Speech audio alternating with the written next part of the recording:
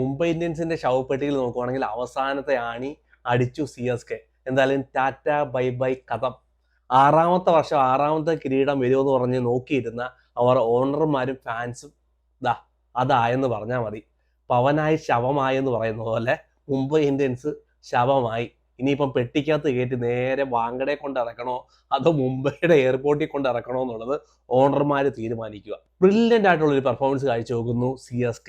ബാറ്റിങ്ങിൽ, ബോളിങ്ങിൽ, ഫീൽഡിങ്ങിൽ. ശിവൻ ദുബെ ഒരു catch കളഞ്ഞുവെങ്കിലും brilliant ആയിട്ടുള്ളൊരു catch എടുക്കുന്നു സർഫാസ് ഖാൻ.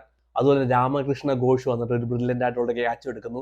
ബ്രില്യൻ്റ് ആയിട്ട് CSK വന്ന് ബോൾ ചെയ്യുന്നു. അതിൽ എടുത്തു പറയേണ്ട ഒരു ബോളറുണ്ട്, ജേമി ഓട്ടൺ. ഒറ്റ ഒരു വിക്കറ്റ് എടുത്തോളൂ, പക്ഷെ ആ ഒരു ഹിറ്റ് ഹാർഡ് എറിയുന്ന ഒരു ബോളറെ ബ്രില്യൻ്റ് ആയിട്ട് ബോൾ ചെയ്ത് കേട്ടോ. ഇന്നത്തെ ആ ഒരു ഹ്യൂമിഡിറ്റിയിൽ, ചെന്നൈയുടെ ആ ഹ്യൂമിഡിറ്റിയിൽ വന്ന് എറിഞ്ഞ ആ ഒരു ലെങ്ത് കാണണമായിരുന്നു. 149 സ്പീഡ്, 145 സ്പീഡ്, 4 ഓവർ ബ്രില്യൻ്റ് ആയിട്ട് ബോൾ ചെയ്തു. ഒറ്റ വിക്കറ്റേ കിട്ടിയുള്ളൂ, പക്ഷെ നമന്തീറിന്റെ മെയിൻ ആയിട്ടുള്ള വിക്കറ്റ് എടുത്തു. ആ ഒരു 9 മീറ്റർ, 10 മീറ്റർ, 8 മീറ്റർ ലെങ്തിൽ കിടുക്കനായിട്ട് ബോൾ ചെയ്തു. അവിടെ നമന്തീറിനെ ആയാലും സെറ്റായിട്ടിരിക്കുന്ന ഒരു പ്ലെയർ ആയിരുന്നു നമന്തീർ. അതുപോലെ തന്നെ ഹാർദിക് പാണ്ഡ്യ എന്ന് പറയുന്ന ഇന്ത്യയുടെ ഫിനിഷറെ അവിടെ നിർത്തി വെള്ളം കുടിപ്പിക്കുന്ന ഒരു ബോളിംഗ് പെർഫോമൻസ് കാഴ്ചവെക്കുന്നു. അതുപോലെ തന്നെ അൻഷുൽ കമ്പോജ്, ഖലീൽ അഹമ്മദ് ഇല്ല, MS ധോണി ഇല്ല, പക്ഷെ സ്വന്തമായിട്ട് ആ റെസ്പോൺസിബിലിറ്റി ഏറ്റെടുക്കുന്നു. കമ്പോജ് വന്നിട്ട് ഇന്ന് പവർ പ്ലേയിൽ വിക്കറ്റ് വേണോ, കമ്പോജ് റെഡി. ഡെത്ത് ഓവറിനകത്ത് വിക്കറ്റ് വേണോ, കമ്പോജ് റെഡി. വന്ന് 3 വിക്കറ്റ് എടുക്കുന്നു. പർപ്പിൾ ക്യാപ്പ് നേരെ തലയിലോട്ട് വാങ്ങിച്ചു വെക്കുന്നു. അൻഷുൽ കമ്പോജ് ബ്രില്യൻ്റ് ആയിട്ട് അൻഷുൽ കമ്പോജ് ബോൾ ചെയ്തു. നൂർ അഹമ്മദ്, വിക്കറ്റ് വേണോ, എപ്പോഴൊക്കെ CSKക്ക് വിക്കറ്റ് വേണോ, നൂർ അഹമ്മദ് റെഡിയാണ്, വിക്കറ്റ് കൊടുക്കുന്നു. പ്രത്യേകിച്ച് അവിടെ എടുത്തു പറയേണ്ട തിലക് വർമ്മയുടെ വിക്കറ്റാണ്. നല്ല ബ്രില്യൻ്റ് ആയിട്ടുള്ള ക്യാപ്റ്റൻസി ആയിരുന്നു ഋതുരാജ് ഗെയ്ക്വാഡിന്റെ. പ്രത്യേകിച്ച് ഇന്നത്തെ ഒരു പിച്ച് നോക്കുവാണെങ്കിൽ ഒരു സ്ലോയിഷ് ആയിട്ടുള്ള ഒരു പിച്ചായിരുന്നു, പക്ഷേ എക്സ്ട്രാ ബൗൺസ് കിട്ടുന്നുണ്ടായിരുന്നു. എക്സ്ട്രാ ബൗൺസ് കിട്ടുന്ന പിച്ചിൽ നോക്കുവാണെങ്കിൽ തിലക് വർമ്മ നല്ലപോലെ ബാറ്റ് ചെയ്യും. അവിടെ പേസ് ഓൺ ചെയ്യിപ്പിക്കാതെ അവിടെ സ്പിന്നറെ കൊണ്ടുവന്നിട്ട് തിലക് വർമ്മയുടെ വിക്കറ്റ് എടുത്തു. നമുക്കറിയാം തിലക് വർമ്മ സ്പിന്നർമാർക്കെതിരെ സ്ട്രഗിൾ ചെയ്യാറുണ്ട്. പേസ് ഓൺ ചെയ്ത് ബോൾ ചെയ്യുവാണെങ്കിൽ തിലക് വർമ്മ നല്ല ഹിറ്റ് ചെയ്യാറുണ്ട്. സോ അവിടെ നോക്കുവാണെങ്കിൽ ബ്രില്യൻ്റ് ആയിട്ടുള്ള ഒരു ക്യാപ്റ്റൻസി ആയിരുന്നു. അവിടെ നൂർ അഹമ്മദിനെ കൊണ്ടുവന്നിട്ട് തിലക് വർമ്മയുടെ വിക്കറ്റ് എടുക്കുന്നു. അതുപോലെ തന്നെ രാമകൃഷ്ണ ഘോഷ് ഇന്നത്തെ ഒരു സ്ലോയിഷ് ആയിട്ടുള്ള ഒരു പിച്ചിൽ വന്നിട്ട് വേരിയേഷൻസ് ഇട്ട് ബോൾ ചെയ്യുന്നു. അവിടെ സൂര്യകുമാർ യാദവിനെ ബ്രില്യൻ്റ് ആയിട്ട് തൂക്കുന്നു. സൂര്യകുമാർ യാദവിനെ നോക്കുവാണെങ്കിൽ ഈ സീസണിനകത്ത് എല്ലാവരും തൂക്കിയതുപോലെ 4th സ്റ്റംപ് 5th സ്റ്റംപിൽ ഒന്നിൽ ഹാർഡ് ലെങ്ത് എറിയും, അല്ലെങ്കിൽ സ്ലോ ബൗൺസ് എറിയും. ഒരു സ്ലോ ബോൾ ഹാർഡ് ലെങ്ത് ഡെലിവറിയിൽ എറിയുന്നു, ഡീപ്പിനകത്ത് ക്യാച്ച് കൊടുത്തിട്ട് സൂര്യകുമാർ യാദവ് ഔട്ട് ആവുന്നു. ഈ സീസൺ നമുക്ക് 9 കളിയിൽ 7 കളിയിലും സെയിം പാറ്റേണിലാണ് സൂര്യകുമാർ യാദവിനെ ഔട്ട് ആക്കിയത്.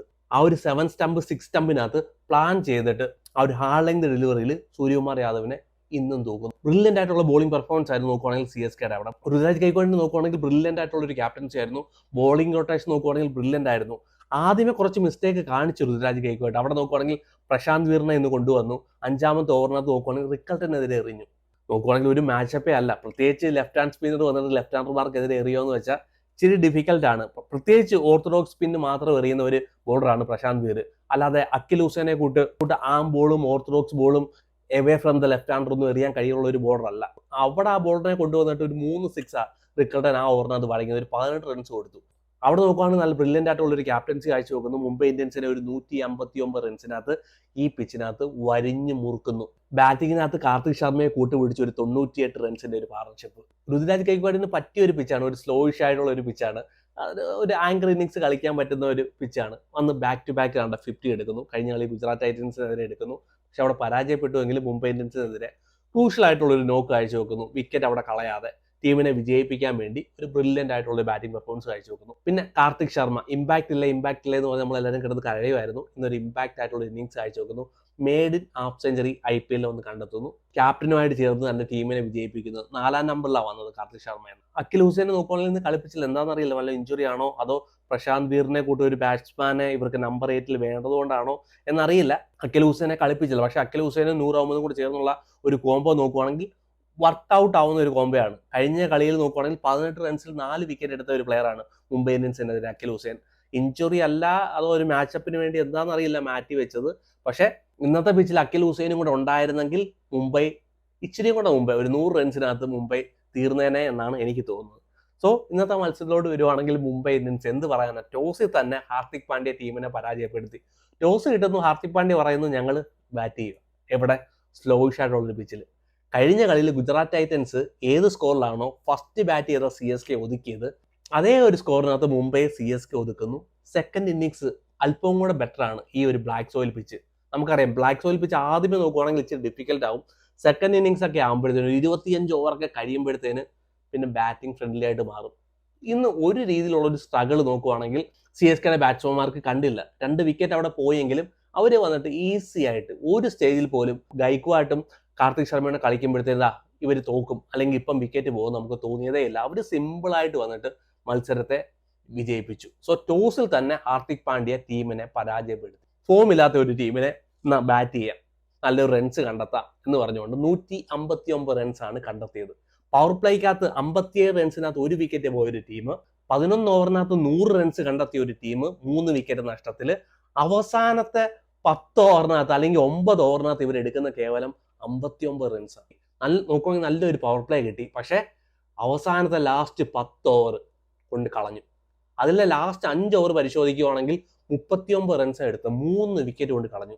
ഏറ്റവും വലിയ വിറ്റ് എന്ന് പറഞ്ഞാൽ ഹാർദിക് പാണ്ഡ്യ 13ാമത്തെ ഓവർ കളിക്കാൻ വരുന്നു. അവസാനത്തെ ഓവർ വരെ അവിടെ നിൽക്കുന്നു. 2 ബൗണ്ടറി അടിച്ചത്. അതിൽ ഒരു ബൗണ്ടറി എടുത്ത് പറയുവാണെങ്കിൽ എഡ്ജായിട്ട് പോയതാ. സഞ്ജു സാംസൺ എത്തിപ്പിടിക്കാൻ കഴിഞ്ഞില്ല. എത്തിപ്പിടിക്കാൻ കഴിയുമായിരുന്നെങ്കിൽ ഒറ്റ ഒരു ബൗണ്ടറിയേ ഉള്ളായിരുന്നു. ഹാർദിക് പാണ്ഡ്യയുടെ സ്കോർ പരിശോധിക്കുകയാണെങ്കിൽ 23 ബോളിൽ നിന്ന് 18 റൺസ്. എന്നാ ബ്രില്യൻ്റ് ആയിട്ടുള്ള ഇന്നിങ്സ് അല്ലേ. ക്യാപ്റ്റന്റെ നോക്ക് എന്ന് പറയണം. 2 4. അത് ഒരു 4 ഞാൻ പറഞ്ഞു. അവസാനത്തെ 4 വന്നത് ലാസ്റ്റ് ഓവറിലാണ്. ഒരു 4 അടിച്ച് ആ ലാസ്റ്റ് ഓവറിനകത്ത് വിക്കറ്റ് കൊണ്ട് കൊടുത്തിട്ട് ഹാർദിക് പാണ്ഡ്യ കയറിപ്പോയി. ടീമിന്റെ തോൽവി ഉറപ്പിച്ചിട്ട് ഹാർദിക് പാണ്ഡ്യ കയറിപ്പോയെന്ന് പറഞ്ഞാൽ മതി. എന്തെങ്കിലും വൈരാഗ്യം ഉണ്ടോ ഹാർദിക് പാണ്ഡ്യക്ക് ഈ ടീമിനോട്, അംബാനിയോട്? ഗുജറാത്തിൽ കിടക്കുന്ന ഹാർദിക് പാണ്ഡ്യയെ പൊക്കിയെടുത്ത് മുംബൈ ഇന്ത്യൻസിന്റെ താവളത്തിൽ കൊണ്ടുവച്ചതാ. രോഹിത് ശർമ്മയെ വെട്ടിമാറ്റിയിട്ട് 2023 രോഹിത് ശർമ്മ ഇന്ത്യയെ ഫൈനലിൽ വരെ എത്തിച്ച് അവിടെ പരാജയപ്പെട്ടു. അതിന്റെ വിഷമത്തിൽ നിൽക്കുമ്പോഴത്തേക്കും രോഹിത് ശർമ്മയെ ചവിട്ടി പുറത്താക്കിയിട്ട് ഗുജറാത്തിൽ നിന്ന് കൊണ്ടുവന്നത് ഹാർദിക് പാണ്ഡ്യ 6ാമത്തെ കപ്പടിപ്പിക്കാൻ വേണ്ടി. 3 വർഷമായില്ലയോ. 2024 ഫ്ലോപ്പ്, 2026 ഫ്ലോപ്പ്. ഇനി എന്താ പറയാനുള്ളത്? ഹാർദിക് പാണ്ഡ്യ രാജാവായിരുന്നു ഗുജറാത്ത് ടൈറ്റൻസിനകത്ത്. ആശിഷ് നഗർ നോക്കുവാണെങ്കിൽ സ്കെച്ച് വരച്ചു കൊടുക്കും. അത് പോയി ഇംപ്ലിമെന്റ് ചെയ്താൽ മതിയായിരുന്നു. ഇവിടെ നോക്കുവാണെങ്കിൽ ഓവർലോഡാ. ക്യാപ്റ്റൻസി ചെയ്യണം, ബോളിംഗ് ചെയ്യണം, ബാറ്റിംഗ് ചെയ്യണം, ടീമിനെ ഒത്തൊരുമിച്ച് കൊണ്ടുപോകണം. ഒരുപാട് സീനിയർ താരങ്ങളുള്ള ടീമാണ്. പേരിന് നോക്കുവാണെങ്കിൽ ഒരുപാട് പുലികളുണ്ട്. പക്ഷെ ഗ്രൗണ്ടിൽ എല്ലാ എലികളാണ്. പേടിച്ച് ഒളിച്ച് ഒരു മാളത്തിൽ പോയിരിക്കുന്ന എലികളാണ് മുംബൈ ഇന്ത്യൻസിന്റെ ഇപ്പോഴത്തെ ടീം. ഹാർദിക് പാണ്ഡ്യയുടെ ബോഡി ലാംഗ്വേജ് കണ്ടിട്ട് മത്സരം വിജയിപ്പിക്കണമെന്ന് തോന്നുന്നേ ഇല്ല. എന്തോ ഒരു ഇഷ്യൂ ഹാർദിക് പാണ്ഡ്യയ്ക്ക് മാനേജ്മെന്റുമായിട്ട് ഉണ്ടെന്ന് തോന്നുന്നു.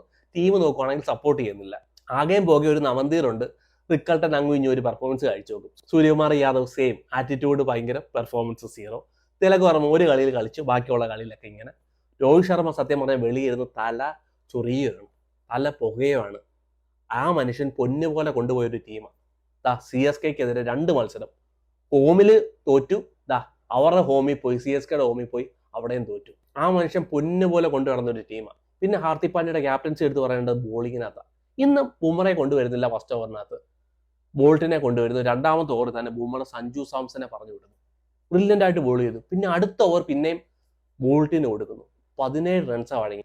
അതായത് 2ാമത്തെ ഓവറിൽ പ്രഷർ ക്രിയേറ്റ് ചെയ്ത ബുംറയുടെ ഓവറിനെ നിസാരമാക്കി കളഞ്ഞ് എല്ലാ പ്രഷറും നോക്കുകയാണെങ്കിൽ മുംബൈ ഇന്ത്യൻസിന്റെ തലയിലോട്ട് കെട്ടിവെക്കുന്നു ട്രെന്റ് ബോൾട്ട്.